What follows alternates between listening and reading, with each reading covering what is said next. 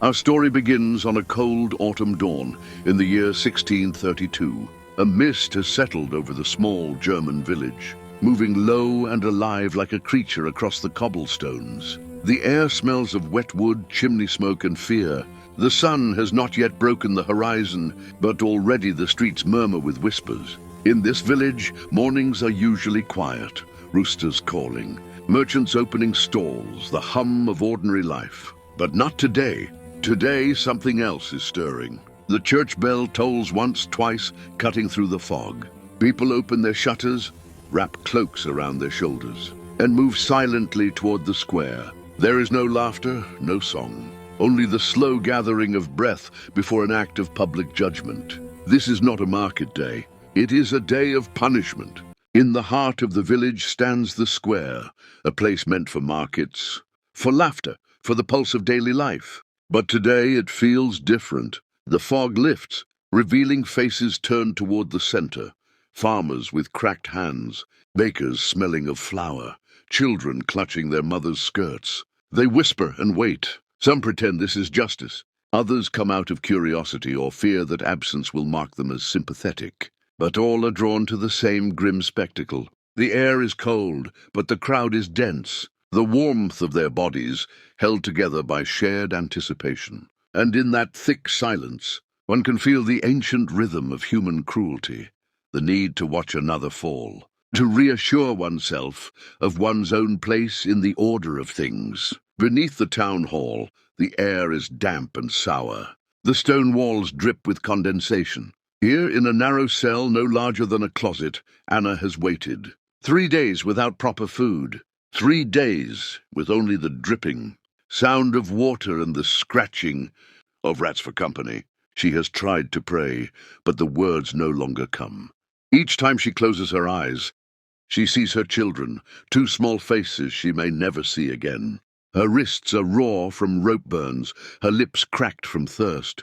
When the guards open the door, the sudden light blinds her. "Stand!" they command. She stumbles forward, the chain at her wrists clinking softly in the dark. The sound of boots on stone echoes like a heartbeat. Outside, the crowd waits, and Anna walks toward them, her shame already heavier than any chain they could forge. On a wooden table near the platform lies the instrument of her punishment. A collar of iron, perfectly circular, cruelly simple. Its surface polished smooth by the blacksmith's hand, its edges unkind. At its front, a small plate hangs from a chain, engraved with a single word, Ehebrecherin, Adulteress. Above it small bells dangle from iron loops. They're delicate, almost beautiful, and that is the cruelty of it. Their purpose is not decoration but exposure. With each movement of her head they will ring. A sound to announce her presence, to deny her privacy, to ensure that even if she hides her face, she can never hide her shame.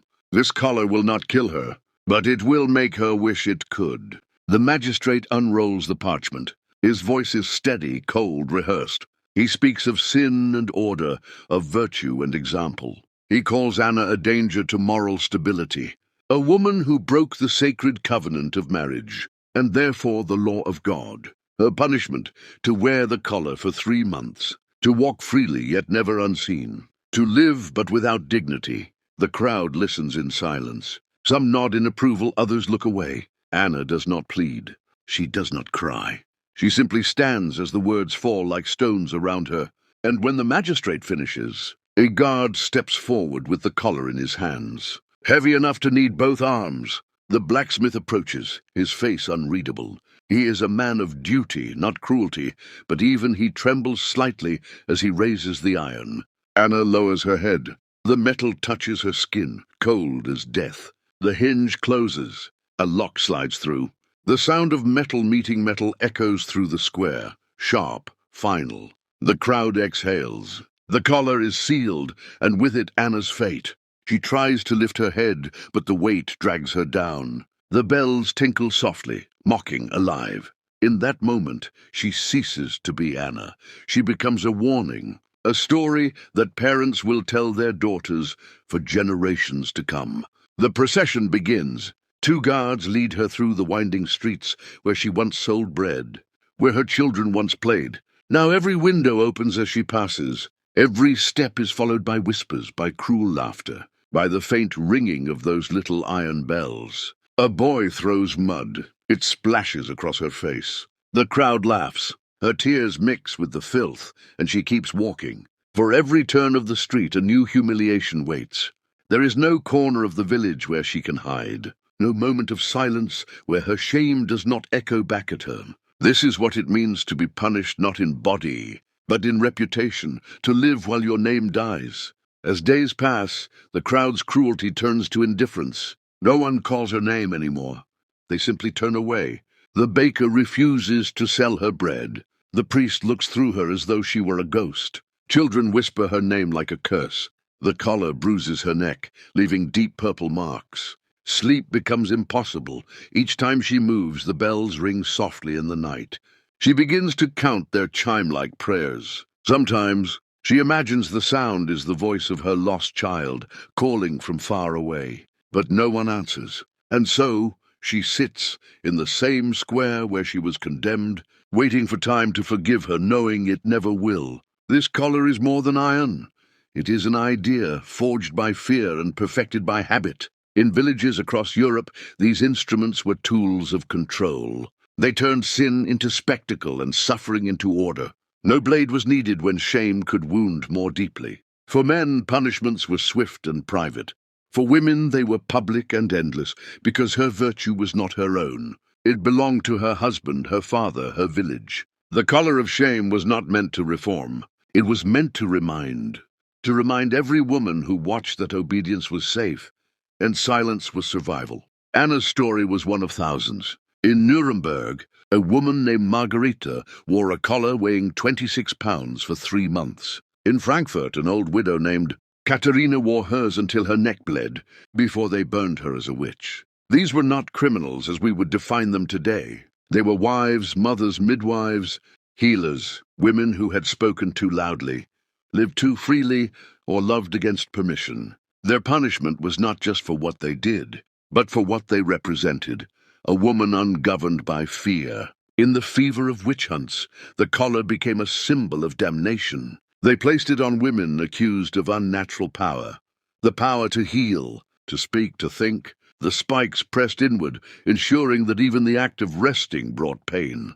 They called it purification, a cleansing of the soul, but it was nothing more than the machinery of fear, turning ordinary women into monsters so that society could feel safe again. Each spike, each bell, each ring of iron whispered the same message: be silent, be obedient, or be next. The days blur. Rain falls and dries again. Leaves turn brown and scatter. The bells still ring. At first, Anna despises their sound, but slowly she begins to find comfort in it. Each chime reminds her she still exists, that she still breathes, that she still endures. And somewhere within her pain, a fragile defiance begins to bloom. If the world insists she carry her shame, she will carry it and still walk. If they wish her to bow, she will do so, but not break. And in that small act, unseen by all, she reclaims something they cannot take, her will to survive. At last, after 90 days, they unlock the collar. Her neck bears deep scars, her shoulders slump, her voice is barely a whisper. No one welcomes her home. Her husband has vanished. Her children are gone. The village has no more use for her story. So she leaves, barefoot, silent, walking down the same road where she once brought baskets of bread to sell.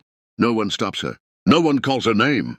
As the sun sets, her figure fades into the mist, a shadow swallowed by time. The records will forget her. But the metal she wore will not forget her suffering. Centuries later, the collars of shame sit behind glass, cold, silent witnesses of human cruelty.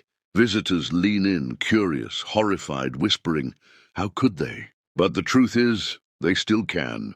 We have changed the tools, but not the instinct. Public shame still thrives, in screens, in words, in the quiet violence of judgment. The iron may have rusted, but the habit remains. Every age finds its own collar to place around the necks of those who do not conform. Anna's story ends long ago, but her silence still speaks. The collar of shame is not just a relic, it is a mirror. It asks us to remember how easily morality becomes cruelty, how quickly judgment becomes violence, and it reminds us that dignity, once stripped away, leaves wounds that no apology can heal. For Anna, for Margarita, for Katharina, for every woman who carried the weight of a world that called her unworthy. May we never again forge chains in the name of virtue. May we never again mistake humiliation for justice. And may we always listen for the quiet ringing of their bells, echoing through history,